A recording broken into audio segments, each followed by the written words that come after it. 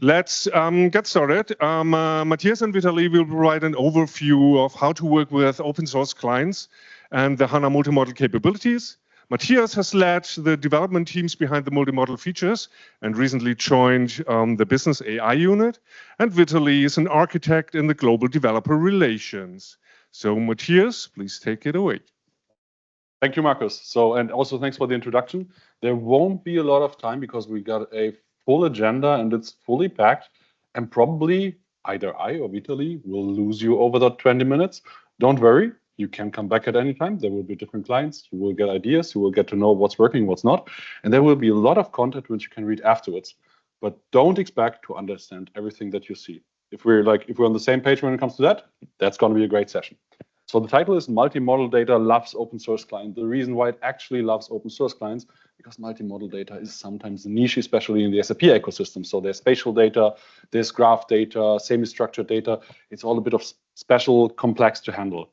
And they're open source clients, especially targeting on each kind of data, like on spatial data, on graph data. And that's what we're going to show today.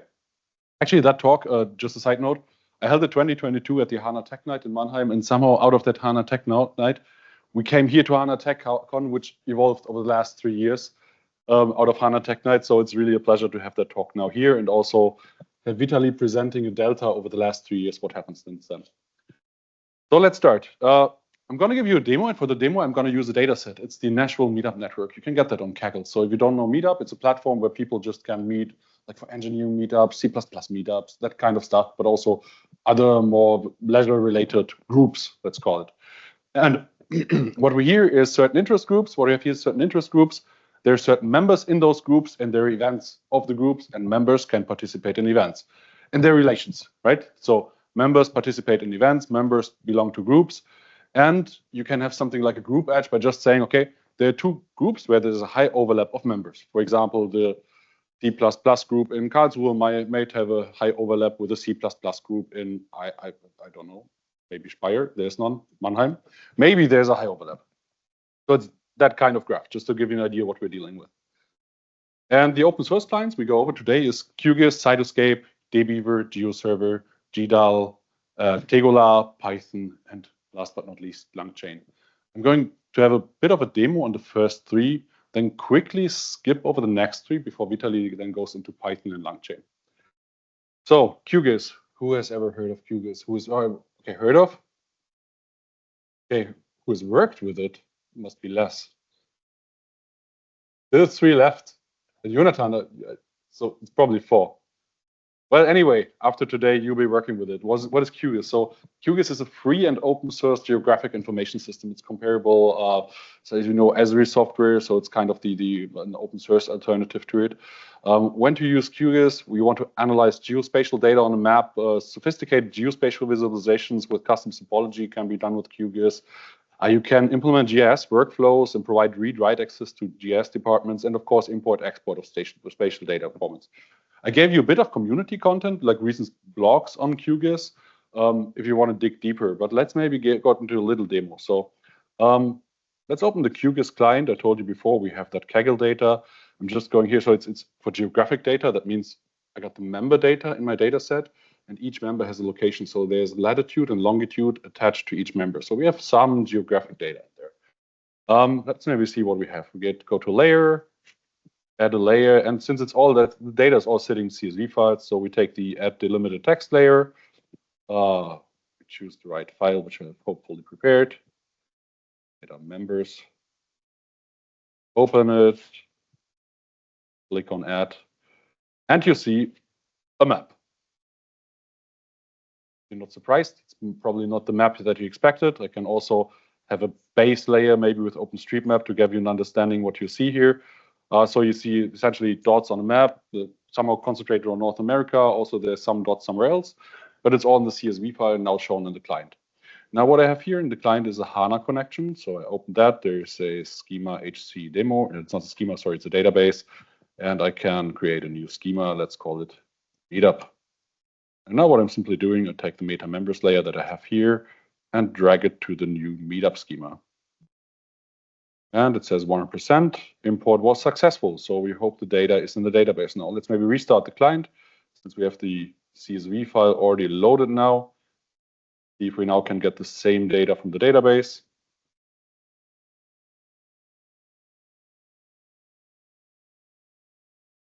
Okay, so here we are again with an empty client. And we have the database connection. So I'm opening the database connection, going to the meetup schema. And you see here's the meta members table, which I can, again, drag as a layer. Even same things again. So we want to have a base map. We take the OpenStreetMap data as a base map to get an understanding. Now, what happens if you zoom in?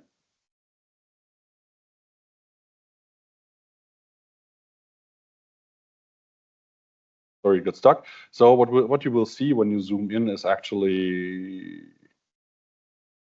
that the data appears to be on a grid.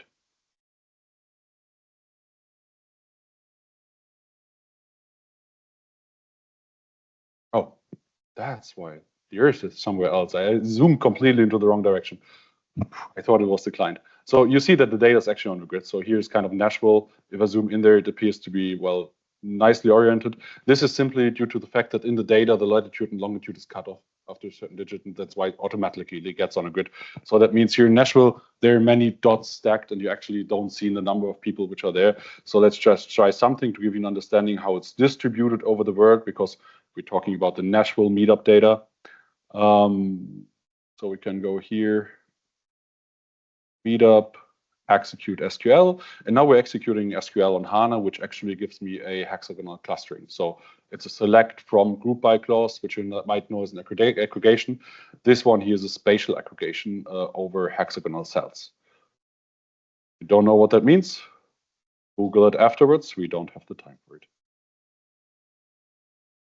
Okay, now what you see here is hexagons, and these hexagons, they can actually be highlighted similar to a heat map. So if you go here into the properties, give some basic symbology, so you just make it graduated, maybe with some nice algorithm that we see something based on the count of members within that cell. Then we will see, surprise, surprise, most people are in Nashville. Some are also like in other parts of North America, and there are only a few people, so that's the white indication, which are like spread over all over the world. So it's kind of what was expected. Nice. That hexagonal clustering, it has been calculated totally on the database. So nothing in the QGIS client, just on the database. Now let's dig into Cytoscape to actually look at the network aspect of the data. So Cytoscape is a open source platform for visualizing complex networks. So you use it when you want to explore graph or network data that is sitting in SAP HANA. You can apply advanced graph layout algorithms for visualizations, and of course, import, export, and connectivity also to public data sets. Here you can get actually from GitHub the open source plugin that we have developed for Cytoscape for SAP HANA. And also there's some community resource if you want to dig deeper and try it yourself.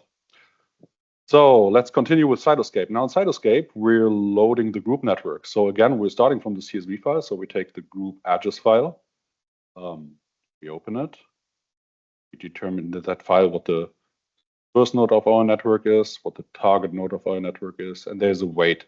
The weight is the number of participants which are equal between the groups. So it's kind of the overlap. So we're loading that data now. You see there's an ugly visualization and there's some data. Data doesn't tell us much, so group names are simply IDs. So what we can do, we can augment that with some metadata of the groups to also get their names. So there's meta groups. Open that. You just need to click through the dialogues. It's automatically matched by the IDs. And now we also have a name. Now that's all within the CSV. Let's use the HANA plugin to actually create a graph workspace on SAP HANA. So let me just look up the right name so that my SQL statements are working afterwards. We're taking the same schema meetup. We're calling the graph, that's a group graph.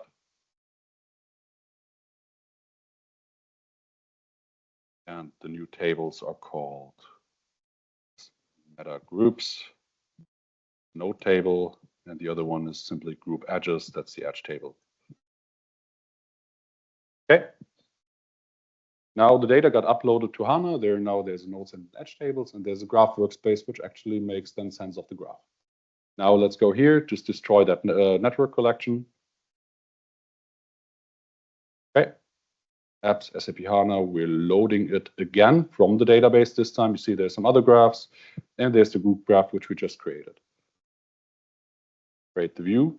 So what we can do now is just apply some like basic layouting so that it looks nice.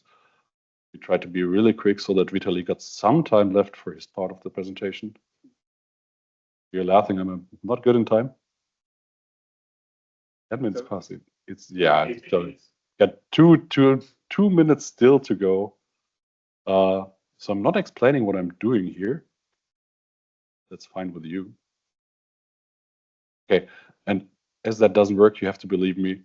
So there can be nice visualizations where you see a bit more than this fuzzy graph, where you actually see the interconnections between the different groups. Like, for example, that development groups have more overlap, or there's some leisure groups for hiking which have a high overlap. That's now just a matter of visualization within the tool. For the sake of time, let's maybe go to one more thing which I would like to show you, because I think this is really powerful. And this is the integration into DBeaver. You may have used that before. So it's a database administration tool, a multi-platform database tool. So you can use it to manage multiple databases, HANA being one of them. You can import, export data, and you can also move data between database management systems. And last but not least, included map, you can visualize spatial data on a map. So that is really nice. Let me just quickly show you something in DBeaver before I hand over to Vitaliy. So this is now, sorry, this is DBeaver.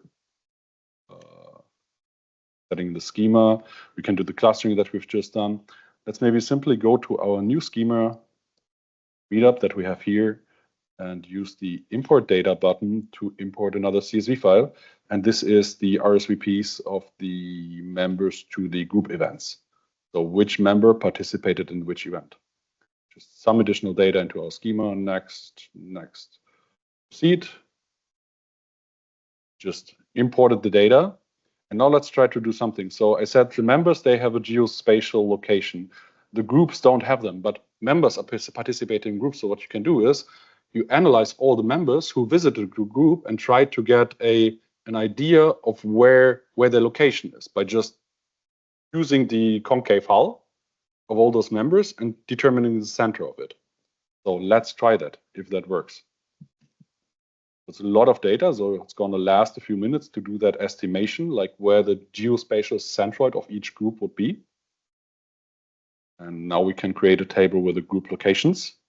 So it's all magic, I understand. And we do simply a select star from that group locations table. And what we see now, so we have a spatial representation here in DBeaver. Of course, it's like kind of most groups are somewhere in Nashville, that's fine.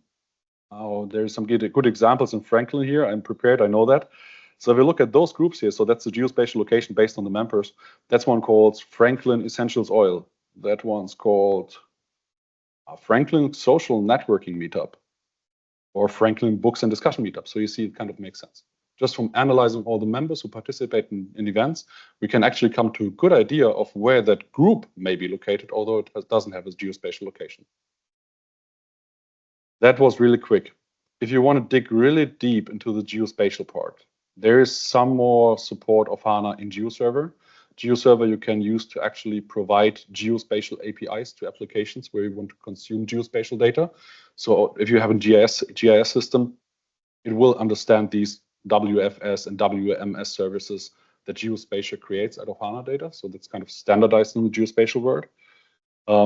Then if you want to like implement your own stuff, there is GDAL, which is an geospatial translator library. So you can connect HANA and then actually use the GDAL library in your application to use the data in HANA. Again, there are links, there's community links there, so just revisit them afterwards. And last but not least, you can use Tegola to actually have vector map tiles created on the HANA database and served to an UI application. So the creation of the map tile happens on the database. There's only little network traffic to the UI application, and Tegola in between even caches it. So if you pan over a map, if you zoom in a map, you will oftentimes just request the same kind of tiles. You know that from Google Maps if it loads a new tile. So Tegola also does some caching to really get you up to speed with your web application. Almost in time, Vitaliy, to hand over to Python and LangChain. Thank you.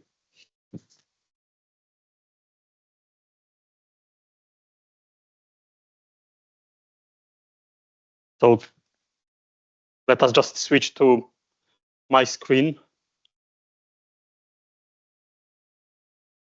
Thank you, Mathias. And I need to share. Okay, sorry. I thought that there is the magic that you can do without me sharing my screen, but let's do it simple way in that case. Okay, so Python. How many of you are programming in ABAP primarily? Okay, so all guys at the back are ABAP developers. So I assume if I ask who of you will be using Python, it will be everyone here in the front. Okay, it works. So it's kind of like all started with HANA machine learning client for SAP HANA. And this is when we got the implementation of this Python library on top of the standard Python client that would allow you to easily work with machine learning training and inference. But then we got this as well extended into this multimodal geospatial and graph area as well. So it allows you now to, at one hand, using Python to query geospatial or graph data, and on the other hand, to combine this with some open source libraries to visualize this stuff. So last year, I ran this developer challenge on SAP community. These are all the people who finished this. So Dirk, congratulations. Anyone else recognizes themselves here? No, nothing wasted. I mean, the whole content is still out there. And should you decide to try it out, it's all available for you. So for example, we use this Python to calculate the way from Wrocław in Poland to Papua New Guinea. I assume that all of you know where Goronka in Papua New Guinea is, but maybe not all of you know where Wrocław is. So who don't know where Wrocław is? Okay, for all of you, I brought some flyers from that city. This is where I'm based. And I'm really, really, really annoyed to answer the question. I'm not from Waldorf. I'm from Wrocław, okay? So I have this in German, English, and Ukrainian, should you decide to know where I'm based. So this is where basically we are using Python and open source libraries now to combine this kind of like visualization of both geospatial data, locations, but as well graph. And this graph was just calculating the shortest path traveling from Wrocław to Goronka. I haven't taken this route yet, but maybe at one point I will. And then those of you, those one of you who participated in this developer challenge, thank you, Dirk, knew that the last week, or the week before, the exercise was working with HANA vector engine.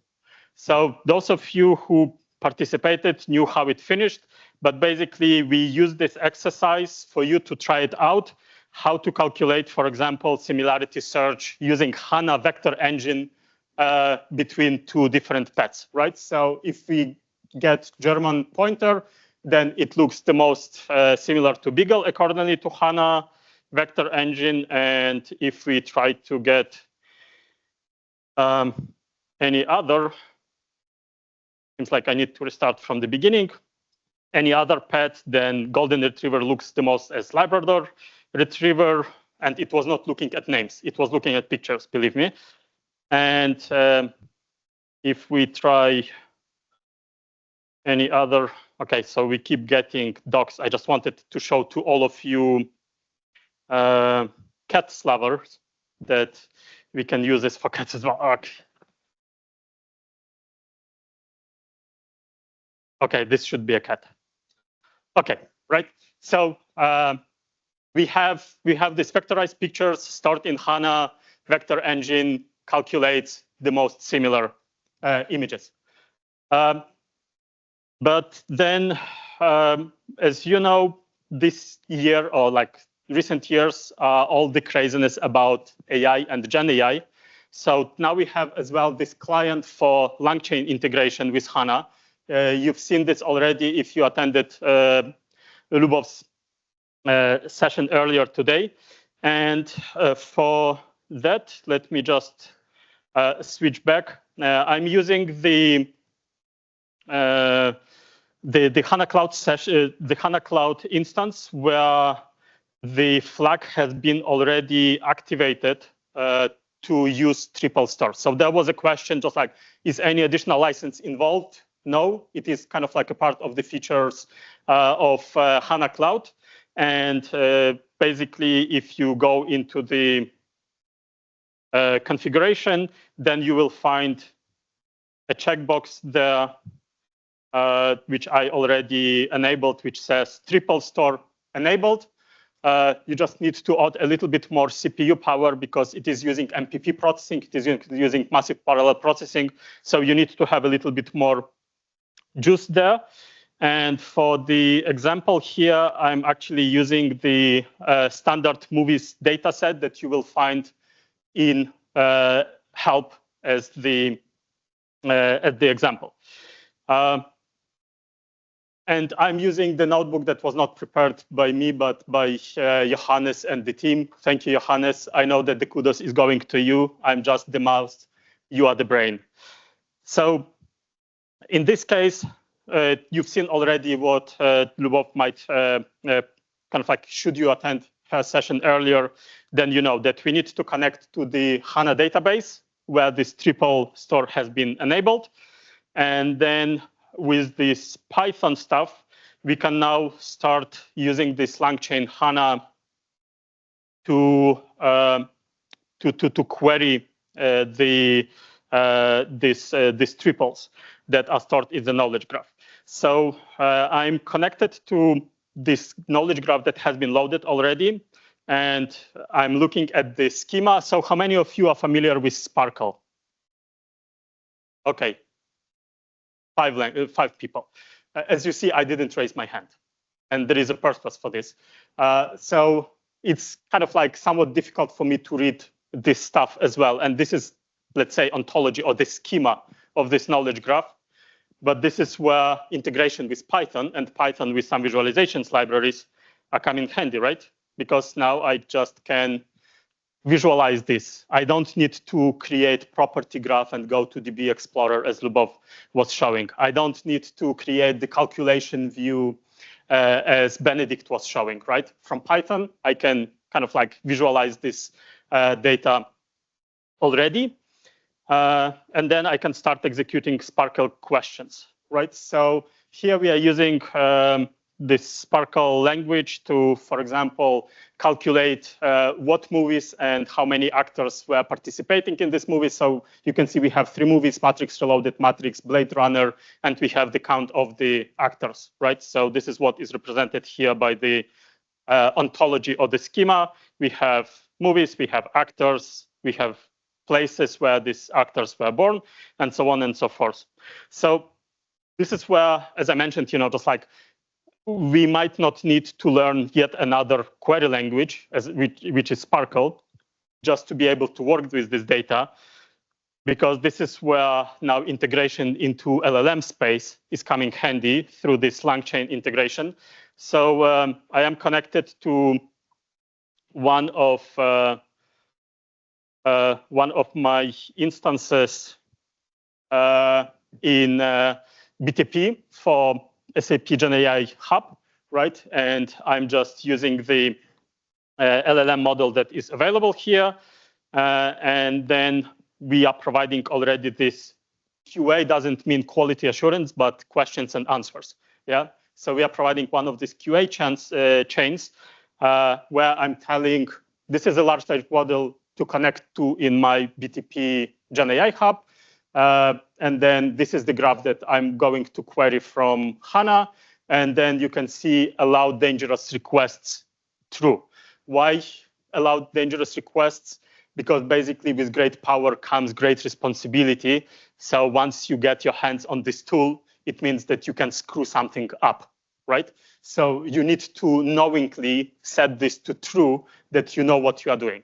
And after today's sessions, you have my permission to do this, okay? Because you know what you're doing. So let's kind of like, and the session is over. So let us just query one question: which movies are in the data, right? And once we execute this through this Q&A, we are getting the answer. I don't know if you can read this: the Matrix, Matrix Reloaded, and Blade Runner. Now it is returned using large language model that got the data queried from HANA, returned, and then nicely packed into into the language. Or if we want to, I know that I'm stealing your coffee break, right? But no one is falling asleep yet. Actually, I just figured that there's coffee break. We could have gotten 30 minutes over time. And even just save money for the event. Can't. I will get problems. Okay. So you lock this door, and let's move on. So now I set the execution to be verbose, something that you might have seen before as well. And now if I'm executing the same question, then you see kind of like the kind of the query, Sparkle query that has been generated by large language model, but by analyzing the question I want to ask. Then this query was executed in the database, and then data returned from the database were used to generate the answer, which says the data includes information about movies, but no specific movie titles are provided for the information given, which is obviously the wrong answer. So let's try once again. And now we are saying the movies in the data is Matrix Reloaded, Blade Runner, and Matrix. If you need to remember one thing about large language models, they are non-deterministic, right? But it doesn't mean that you should not trust this. It just means that you probably need to put a little bit more work into that. That's why kind of like we are providing some prompts, generic prompts, how to that the large language model we use to generate the query and to interpret the results. You might need to look into these templates, and you might include your own template for more of your specific data. So this was about integration with LangChain for HANA. If you are interested in this topic, how many of you know what SAP CodeGem is? Okay, quite a few. There is this new topic from me, which specifically says SAP HANA Cloud for AI applications using machine learning, vectors, and knowledge graphs. So if you are interested to spend the day hacking around and trying this out, you can request this CodeGem now. And with that, I believe that we are at the end of our session. But Marcus, please just don't rush yet, just for a second, because I still remember the very first moment that I met Mathias when he became the developer head for the HANA multi-model. And we shared coffee and we discussed, and I was introducing you to the community and so on. And since then, our cooperation was quite successful. You participated in the Oktoberfest, and so did you. But because you kind of like switching the team and you are leaving HANA for AI, I brought the bottle of wine from Poland, from the region where I am. That is nice. For everyone else, SAP employees here, this is not an invitation to leave your teams. I'm not going to bring a bottle of wine every time you are leaving your team, okay? But because we've been working with Mathias for quite a long time, I really would like to thank for all the work that you've done as the head of engineering for HANA multi-model, and for all the work that you've done for this specific. I see that you are disappointed. Okay. We can share, Max. We can share the model. I mean, you crazy guys should definitely talk to the organization committee in order to request more time if you bring tons of stuff. The fun thing is, I held a speaker briefing last week, and I was telling everyone we have zero tolerance for going overtime, zero. But it is us who is deciding. But it is us who is deciding. For the sake of time, let's not do a Q&A. You just approach us, you get here for the Q&A, we get to the export corner and have it there. Yeah, right. Yeah. That's it. We're heading into a 30-minute coffee break. See you back then. And if you have the slightest doubt about the content or one or two questions, hunt them down. Okay? See you then. Yeah. And stop by the SAP community table. You can get the bag like this. You can get this very useful USB-B bottle opener. And you can get a pen. So everything you need to survive.